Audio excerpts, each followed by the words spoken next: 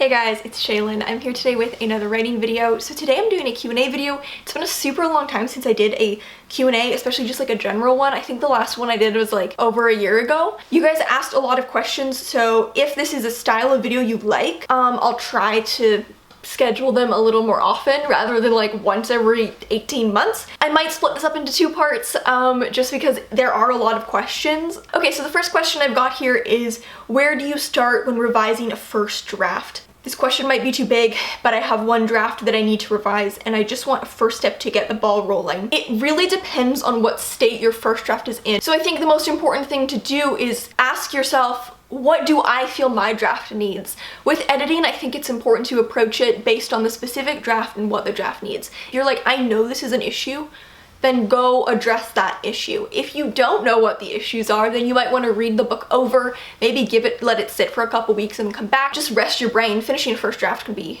pretty exhausting, but also kind of exhilarating. It's nice to have a break.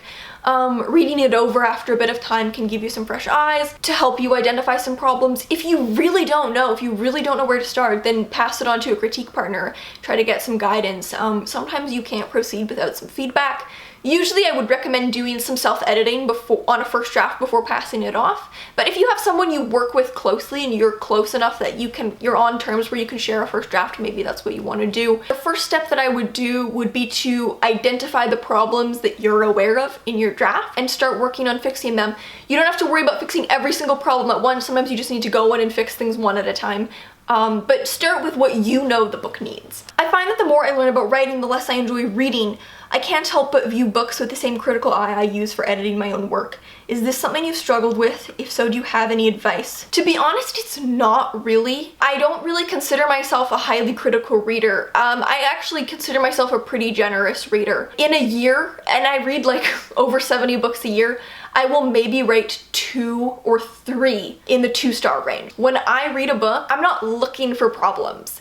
I go in wanting to read the book, hoping to enjoy the book, and looking for things to appreciate. Anything that ultimately detracts from my enjoyment of the book isn't something that I'm looking for, it's just something that I became aware of as I read. I think you just have to start consciously looking for things to appreciate and see that knowing how to write and knowing about writing craft is just as much about learning how to appreciate work as it is criticizing work. The more you learn about writing craft, the more you're able to appreciate the strengths of work. You're able to articulate and understand why something is working. Just as you have the tools to think critically of work, you also have the tools to critically appreciate it, right? And understand why it's working. So maybe just try to reframe what it means to be a critical reader. Being a critical reader doesn't always mean hating everything or finding issues with everything. It also means being able to appreciate things. If anything, I think that's what critiquing is. What you're doing there is not finding problems with the work, you're appreciating the work. But in appreciating the work, you can also find the places where maybe there's potential that's not currently being utilized. Who would be your dream actress to play a role in one of your novels? And then someone replied to this. I hop onto that question. Would you like to see film adaptations of your stories, or do you draw a line between your screenwriting works and your prose? To be honest, I have no idea. I don't have any dream actors to play any of my characters. My knowledge of working actors is extremely poor, so I don't really. As to would you like to see film adaptations of your stories, it's not my ultimate goal. I would be 100% satisfied with my work only ever being published in print, but I won't lie and say that it wouldn't be extremely cool. Obviously, there's the fear of it being butchered and being really bad. Like, I just think it would be so magical to see something that was in my head transformed onto the screen. There are some things I've written that would translate better to screen than others. There are some that wouldn't translate that well. I think Honey Vinegar would make a great limited series. So in a couple years, Netflix, hit me up. How do you get the ball rolling on a new novel? I've been struggling with this for a long time. I can never seem to start writing, forever in brainstorming limbo. And then I get a new idea and it all repeats. My bro, you gotta just start. Don't wait for a sign to start your book. Don't wait for the perfect time. There's never gonna be a sign or the perfect time. You do an event like NaNoWriMo without any kind of external pressure or deadline, nothing's ever gonna force you. It can be easy to be caught up in the brainstorming process feeling like you need every answer to begin. Literally just begin. It's simple, so simple that it's hard to do. You've said before that you edit/revise as you go, and I want to know more about that because I do the same thing and sometimes get stuck on tinkering with sentences instead of actually writing. How do you find that balance and know when to move on from a scene? I don't deal with this problem, and that's why I edit as I write. I know it's healthy for me to edit as I write because I don't get caught up tinkering with the sentences. I never, I need to make this perfect before I move on. That never has been a problem for me, which is why I know it's healthy for me to edit as I write, because it doesn't impede my process, it helps it. What you're saying is a common problem with editing as you write, and so maybe editing as you write isn't the best strategy for you because it's causing you this issue. Editing as you draft is usually a bad strategy for people who deal with this. The way that I edit as I write, I'll tell you how I do it. Write a few chapters and then I go back and edit them, and then I write a few chapters and I go back and edit them. I usually have a couple workshops, especially near the beginning of a book, so I have feedback to work from as I'm drafting. I edit fairly large chunks of the book at a time. I pause the draft for a month or two and I do a big edit of a chunk of 6 chapters. And to be honest, I like drafting way more than editing. So by the time I get through one of those big editing passes, I'm excited to move on and start drafting again. I do line edit because I can't not line edit, and I don't see the point of forcing myself not to. If I see an issue with a line, I'm gonna fix it, but it's not something I fixate over at this point. More so the issue is fixing larger issues. If you're finding yourself tinkering with individual sentences to the point that you can't move on, I would try different strategies. What is your ultimate goal with your writing? Do you still want to become a full-time author, do it on the side, etc.? If I had the opportunity to be a full-time author, I'm sure that I would take it at least for a period of time. That was my dream for a while. I wanted to be able to write full-time. I love the idea of having that flexibility, being able to travel a lot. My dream would maybe to be a full-time author for a couple of years so I could travel and write at the same time. At the moment, my ultimate goal is actually to become a writing professor. Not everyone has as good experiences as I do in writing programs, and I know how important it was for me to have mentors who were really invested in my work, and if I could be that for someone else, that would be incredible. And I love teaching writing. I love working with people on their work. I love getting invested in someone else's story and also just their journey as a writer and trying to figure out how do we make this work? How do we make this the best that it can possibly be? I would rather do that in a teaching capacity than an editing capacity. So that's my ultimate career goal, would be to do those two things. I find it hard to wrap my mind around how characters' goals work in literary fiction. How can a goal be internal while still having a path towards being fulfilled? Whenever someone asks me questions about how does something work in literary fiction, the first question I always have for them is, how much literary fiction have you read? Pick 5 literary novels and read them. And that will do a lot to answer your question. If you haven't read much literary fiction but you're trying to write it, you're gonna feel kind of stumped. And that will be enlightening, I'm pretty sure. So let's compare a little. Usually in genre fiction, there's an external goal that allows for internal growth. Let's say the external goal is to defeat the evil emperor. So the main character has to defeat the evil emperor who is trying to, conquer the world. That's the external goal. It's gonna allow for internal growth, for the character to overcome their fatal flaw. They need to overcome that fatal flaw to achieve the external goal, right? The internal growth is by way of the external goal. Whereas in literary fiction, it's kind of the opposite. The external goal is a result of the internal yearning or internal flaw. So whatever that main core quality of your character you're exploring is, the crux of the character, that most interesting complex part of the character, their goal is a manifestation of that. It's the thing we're gonna use to look within them. The goal itself in literary fiction is, it's not that it's not important because that's what gives the story direction and concept, but we're kind of using that to look at the internal goal. Usually in literary fiction, the reason for the goal is more important than the goal itself. It's less about what is the goal, and it's more about why does the character have this goal. That usually is revealing something pretty important about their character. When did you decide that writing was what you wanted to do in life? Or was it just a natural thing? I think it's always been something that I wanted to do. I started writing when I was around 8, and pretty much right from the beginning it's something that I wanted to do. Right when I started writing, I wanted to be a writer. For a while, I saw writing as a dream job, but not something that was achievable.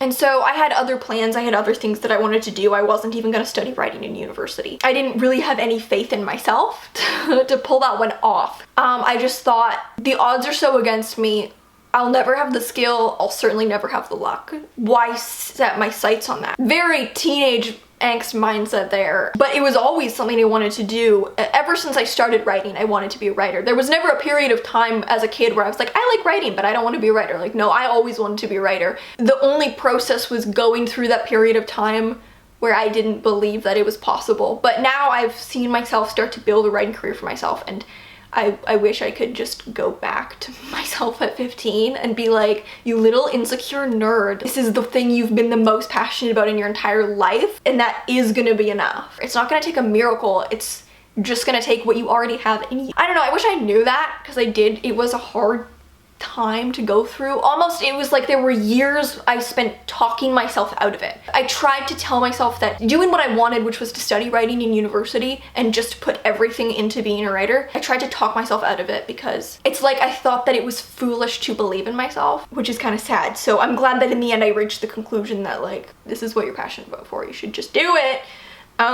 So yeah. I loved hearing about all your old projects. Are there any other ones that you're excited to revisit or rewrite? I don't currently have active plans to revisit any old project. There are some projects where I'm like, I think the door is closed on this forever, but you never know, it's not locked. The Definition of Impossible is the main one. I always loved the characters of that book. I always wanted to rewrite it, but I'm not that keen on the plot. It's a genre I literally have no interest in, and so the concept and plot don't really appeal to me. It's really just the characters I have a lot of emotional attachment to. To rewrite that book, it would need to have the same kind of renaissance that I'm Fine did, where it basically got turned into another book. And I've now done that twice, so certainly it could happen again. But I also do feel kind of satisfied with that one just in its state. Like, I don't know. I've made my peace with the fact that if I never write that, that's okay. The other book that I'd love to do something with, but I don't know how, is Chain Reaction, which I'm now calling Chaos Theory. I wrote the first draft of this for a NaNoWriMo when I was 17. Great fun time, but book requires smart brain, and I'm a little stupid. So I don't know how I'd ever pull that one off. The science is really complex, like it really requires a lot of science. There was a period of time, like I was talking about earlier, where I thought I was going to study science in university and I was going to have a career in sciences. So when I was writing and planning that book in high school, I really thought, I'm gonna have the tools in my brain to write this because this is going to reflect my future career path. Like, I don't know if you guys know, but I was a huge nerd for science in high school. That's how I was able to talk myself into doing a science degree. Like, I was a big nerd for science, but the fact of the matter is I'm not a scientist. And this book, the whole concept is based in science. Like, it's a book about science. It's pretty hard to bullshit. I have tried to find ways to write the science out. Unlike other books where when I changed the concept and kept the characters, it worked. I've never been able to remove the characters from the concept. It was too conceptual of a book. I've never been able to divorce the characters from the science aspect or find a way that I could possibly write it. It would be fun if I ever found a way. It would certainly be a short book. I would definitely make it a novella because the less space there is for me to mess up the science.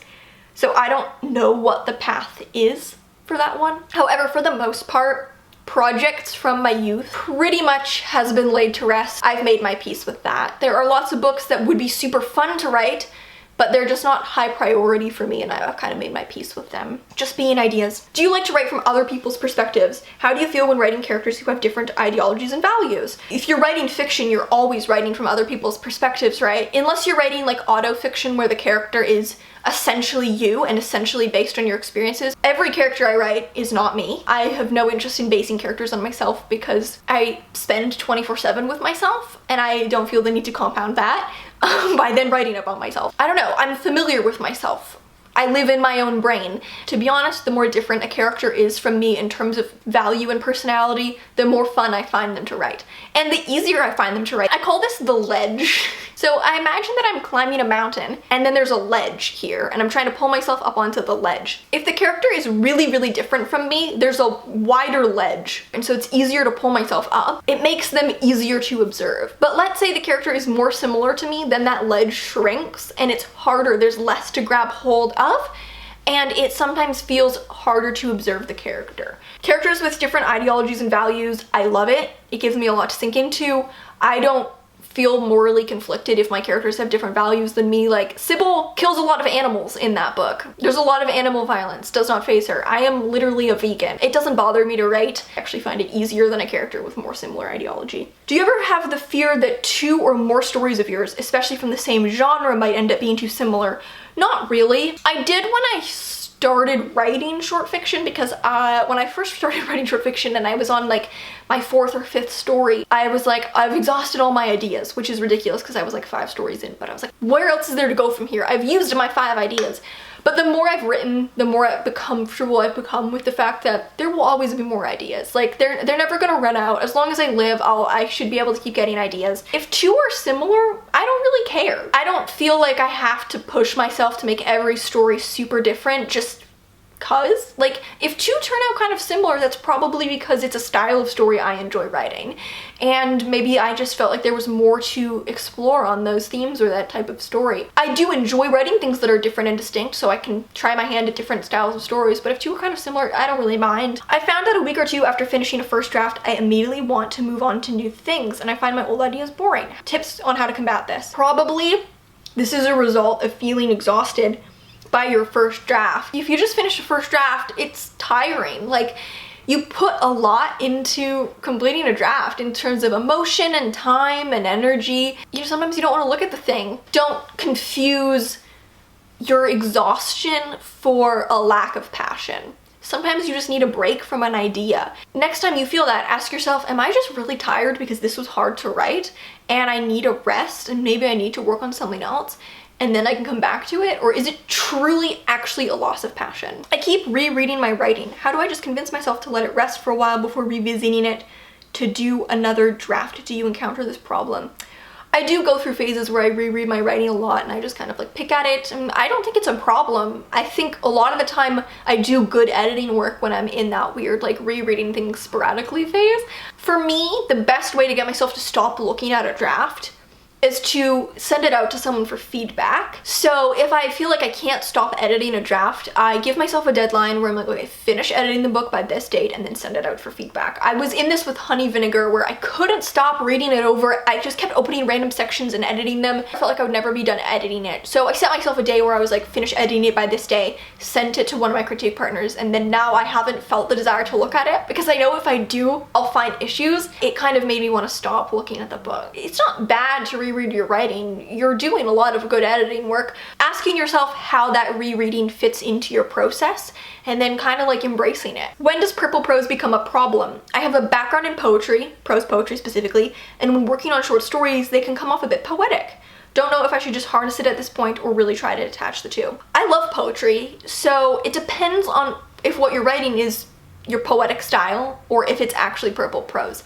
And they are different, and different people have different tolerances for how poetic a style is. I've seen reviews of books that have pretty straightforward styles and people complain about the prose being too purple or overwrought, and I don't know, it bothers me. Sometimes I feel like the style of writing that's most upheld is this like minimalist realism, that kind of style that was very, like the Hemingway kind of Raymond Carver style. I think some people feel like that is what is a good writing style, and if you're writing something more floral or figurative, you're just trying to show off. I hate that. I have a pretty poetic style. I genuinely enjoy writing that way. I'm not trying to show off. It's how I naturally write. It's how I genuinely enjoy write, and it's what I enjoy reading. Like, I genuinely enjoy reading books like that. I love language and doing funky things with language. I don't find language to be just a utilitarian thing that has to be as straightforward as possible, though it takes lots of skill to write in that manner, and if that's your style, that's great, and I enjoy reading that style too. But personally, as a writer, like, I like playing with language and finding joy in the language itself. Writing poetically, there's nothing wrong with it. Do it. Like, embrace your style, even if it's poetic. I think poets can be like some of the best fiction writers. Like Ocean Vuong, his novel, incredible. Ming Chang's fiction, incredible. Honestly, poets write better fiction than fiction writers, okay? Like, I said it. I think purple prose has the opposite effect. I think you're crossing into purple prose territory when you're impeding the clarity. So the prose is becoming poetic to the point that it's hard to understand. I do think you have to prioritize clarity over poetry, in fiction at least. Like, a beautiful complex sentence isn't worth much if we don't know what it means, right? Because then it's not actually communicating anything. Especially as people who have more poetic styles, we have to pay very careful attention to clarity. It's something I have to be extremely mindful of in my work. And I think purple prose is usually cliche or melodramatic. It doesn't mean or contribute anything, you know? It's fanciful words, overly complex sentence structure, adjectives, etc., but it doesn't reveal anything about the character. It doesn't contribute to the story. You can have beautiful writing that, you know, is vivid and surprising and full of imagery and texture, maybe has more complex constructions, and that can be such joy to read. And I wouldn't want anyone to pare back their style if they really enjoy poetry just because they're scared of purple prose, because those things are really different. I like really prosy writing. Don't kill the poetry of your writing if it's something that you enjoy. What is your favorite thing you've written recently and why? I've actually been really happy with what I've written recently, like in general. I've been on a really good streak. I struggled a lot with my writing through a lot of 2020. Not my novels, but my short fiction. Starting in like August, I've been really quite keen on everything that I've written. I recently wrote a story called I'm a Wolf in Wolf's Clothing that was really funky and fun. In some ways it felt like very new territory for me, while also a throwback to like my earliest stories. It kind of felt like I was combining everything I've learned and some new things to explore, but also kind of going back to my roots. Like, it had a lot of qualities that my earliest short fiction did. It was about like familial relationships. It was very voice driven, it was very intense, but also kind of went into some newer territory in terms of like style. So that was really exciting. I felt like it was kind of a cool roundabout mixture of my new style and my old style. After that story, I wrote a story called Tabula Rasa, which is almost the opposite. For so long, I've been trying to write a nothing happened story. Years ago, when I was pretty new to short fiction, myself and my roommate, Sophie, who you might remember from the poetry video that we did together, we had this idea where we were like, we want to write a nothing happened story. We were obsessed with the concept of writing a nothing happened story, and we couldn't do it. Like, we both continually failed. Every time one of us got a new idea, we'd be like, I'm writing my nothing happened story, and then of course something insane would happen in the story. I've never been able to do it. And then finally I wrote a nothing happened story where nothing really happened, but I was really happy with how the story turned out. It was the most pared back voice I'd ever written, in that it's like really colloquial, very like teenage sounding. The narrator was like 17. I was really happy with like the character psychology, and because it was kind of new territory for me. So that was fun. But I'm not mad at anything I've written recently. Like, ever since September, I've been writing the most that I've ever written, like consistently writing a lot, and I've been really happy with what I've been writing. So that's nice. How do you decide which part of a greater story to write first? If the story spans novels, how do you know where to start writing and what part of the story to share first with your audience? I start at the beginning. Like, I write everything linearly because that's the way my brain works. So if I'm writing a novel, I start at chapter 1 of the novel. I've never written a series. I've tried to write a series. I tried and failed. I fell flat on my face every time I've tried to write a series. If I was writing a series, I'd do the same thing. I'd start at the beginning of book 1. What are your thoughts on beginner writers writing fanfiction? Great, do it. I was never really into fanfiction. I think I was just never deeply enough involved in a fandom to write fanfiction, and I think also I'm just very selfishly more interested in my own work, which is not necessarily good. I don't know, that's just where my preoccupations were. But fanfiction is a great way to learn how to write. It's fantastic if you feel really interested in a certain world. It can be a really great way to learn. I think any writing practice is good writing practice, and that includes fanfiction. What are your favorite novels, or what novels do you recommend? I have so many favorite novels, but my #1 favorite novel is History of Wolves by Emily Fridland. But I have a lot of favorites. I have a favorites shelf on Goodreads if you want to see what some of my other favorite books are, and I also have like favorite shelves for every year for the past few years. When you get to the submission phase, will you be looking to publish with a smaller Canadian press or with a bigger American one? What kind of factors affect the decision for you? I do not want to publish with a small Canadian press. I have had great experiences publishing with Canadian literary magazines. Publishing with a small Canadian press is the last thing that I want for my novel. I don't want to do it. I would rather publish with a small American press than a small Canadian press. I have seen books published by small Canadian presses just not get a lot of reach. Sometimes you can't even buy them out of Canada. They take years to get out of Canada. There were a few books that were done by small Canadian presses that I read, and I recommended them, and people kept sending me messages like, where did you buy this? Like, I can't find it anywhere. And it's because you couldn't buy it online outside of Canada. You could only buy it in like a Canadian bookstore. So I would rather publish with a large American press because I don't want my book to get stuck in Canada. And I've seen some books get stuck in Canada. How has writing changed your life? Like, for me, it's made me think of things I never would have thought if I wasn't a writer. By the way, I love your videos. They've inspired me to keep writing. That is so sweet of you. It's hard for me to say because I started writing at a pretty young age. I can't really remember a time when I wasn't a writer.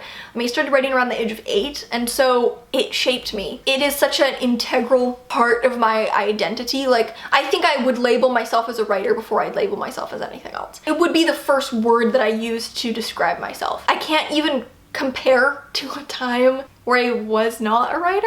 It's just always been a part of my life, and it's always been a huge part of my life. There was never a time where it was a casual thing. I was never like, oh, I kind of like writing. Like, it's always been a really, really big thing for me. It's shaped my life. My life is so deeply shaped by the fact that I write. I can't even imagine where I would be or what I would be doing if I removed that. Like, I feel like if I remove the writing from my life, like, there's so little left, because it's connected to so many things. It's connected to who my friends are and where I went to school and my entire aspirations through my entire childhood and teenage years. How do you balance writing with school/work? Do you have any tips when it comes to developing and maintaining a writing schedule? I want to write more but can't find time due to school, which is frustrating. I empathize with that.